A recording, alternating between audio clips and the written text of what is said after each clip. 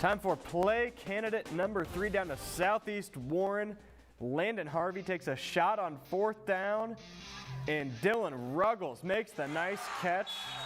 That's how you high point a ball. I'm sure all the fans back in I don't know what you call it. If it's the backyard of the stadium, they just line up in their pickup trucks and tailgate the entire game.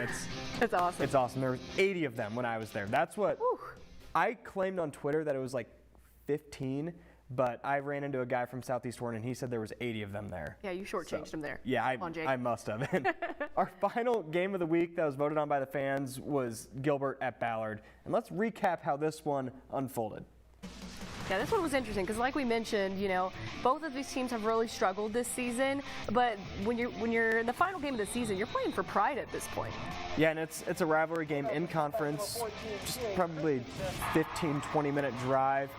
And both teams have had kind of similar outcomes. I think Ballard might have been a little more disappointed with their season. They were close to the playoffs last year. Gilbert didn't win a game last year, but I was really impressed when I went out to Gilbert for the preview, just how much perspective they had, that even though they're not going to win the state tournament, they're not going to make the state tournament, they were still just so proud to be there. They're still so proud to be in leadership roles.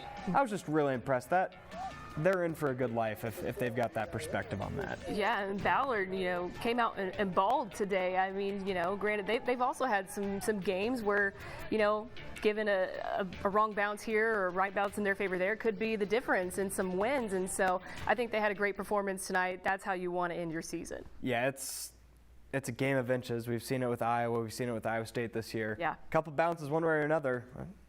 Everyone views the season a little differently, and it doesn't change at any level of football. It's the same everywhere. That is true. Well, let's get into some tweets from tonight's action.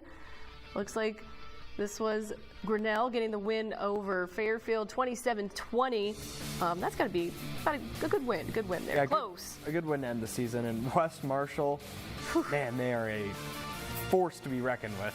They are good, and they're only getting better as they get further into this postseason. They're scary to play. Dowling Catholic beats Waukee on senior night, 43-7. They go on to the playoffs, and they are just rolling. They are playing the best football in the state. They lost week 1 to Southeast Polk, but I think they're looking like the best team heading into the playoff. Yeah, another team that is scary that you are kind of not wanting to run into because they are a well-oiled machine.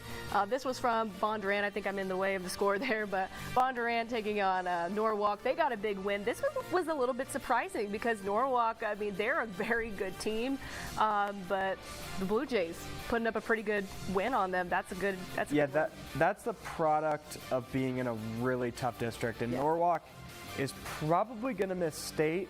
Are they one of the 16 best teams in 4A? I think without a doubt. Oh yeah. But they ran into the gauntlet. It was them, Bondurant, Indianola, and Carlisle. I think one of them had to miss, and unfortunately it was Norwalk. But yeah, it really came down to those. They've got a D1 quarterback, and it's true. It's a gauntlet. Ballard, we just saw this, beats Gilbert 40-0. Great season, coaches and players, both sides for sure. This one is from Ankeny. They took down Lincoln 54-6. Another team playing good ball right now as expected. They are not taking their foot off the gas at all. No, I wouldn't want to run into them either if I was in the playoffs. Not at all. Well, still to come here on Friday Night Blitz, we will reveal who had our play of the week for Week 9.